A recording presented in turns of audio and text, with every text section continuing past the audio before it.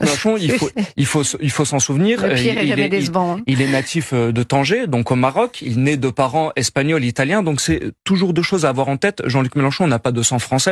Les Espagnols, les Italiens qui votent RN en PLS. Mélenchon n'a pas de sang français puisqu'il a des origines espagnoles ou italiennes ou je ne sais quoi, que sa famille était des pieds noirs d'Afrique du Nord et donc il n'a pas de sang français. On est revenu à l'époque où on est revenu à une notion raciale de la République française. Alors que la République française s'est bâtie avec toutes sortes de vagues d'immigration, ce n'est plus vrai de dire qu'il y a des Français de souche aujourd'hui. Il y en a très certainement dans les campagnes reculées, dans les Alpes, voilà. Mais il nous montre qu'on est revenu à des temps de racialisation. Donc en PLS, les Espagnols et les Italiens qui votent RN, vous vous croyez protégés pour avoir voulu laver plus blanc que blanc. Vous ne vous êtes pas rappelé parce que vous ne saviez pas, parce que cette éducation à la française, malheureusement, ne vous a pas éduqué à comprendre ce genre de choses. Mais il y a des Indiens dans la société française depuis au moins 400 ans. Des Indiens qui, alors je parle même pas des Gitans, qui sont d'origine indienne. Et là, non, je parle des Indiens qui sont venus dans le cadre d'une part de l'esclavage jusqu'au 19e siècle. Après l'abolition de l'esclavage, d'autres Indiens sont venus à La Réunion et en Guadeloupe également, ce qu'on a appelé les engagés. Donc pour remplacer les esclaves, ils étaient payés, mais au lance-pierre, quoi.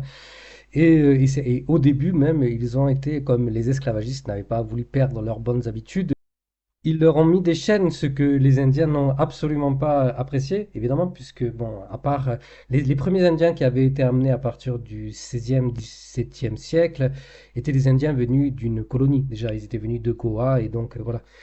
Pour eux, ça ne leur avait pas posé de problème. Mais pour les autres Indiens, ils étaient considérés comme des gens colonisés, mais comme des hommes libres, et pas comme des esclaves. Donc, vous imaginez que ça leur a fait drôle. Donc, il y a des Indiens, il y a des Chinois qui sont venus aussi dans les différentes colonies françaises, et donc les colonies qui sont devenues aujourd'hui des départements français, donc La Réunion, l'île Maurice, voilà.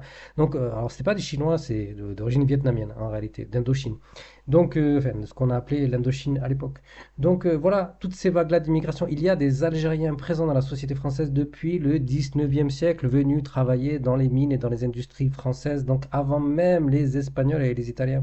Donc ceux qui aujourd'hui, ces Espagnols et ces Italiens qui se mettent au RN et qui pensent laver plus blanc que blanc en s'affranchissant, en se disant mais nous sommes européens, nous ne sommes pas concernés par le Rassemblement national et par le racisme, tenez-vous bien.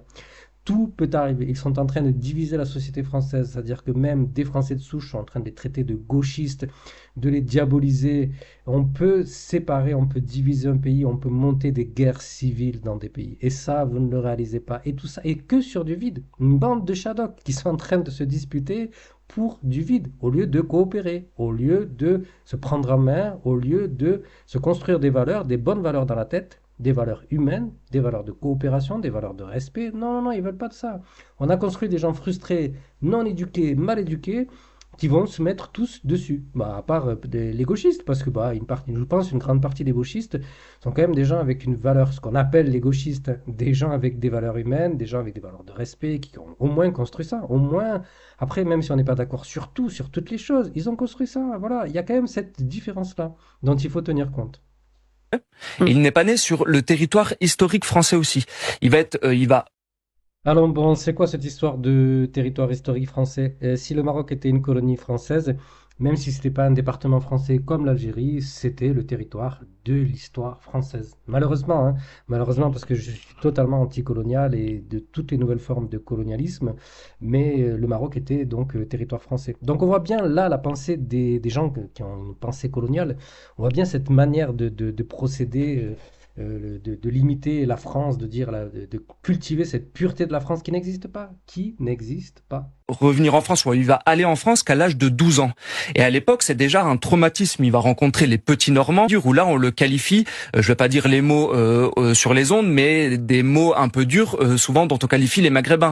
Et oui, il ne veut pas dire le mot ambé, alors que très certainement il est habitué à dire le mot ambé.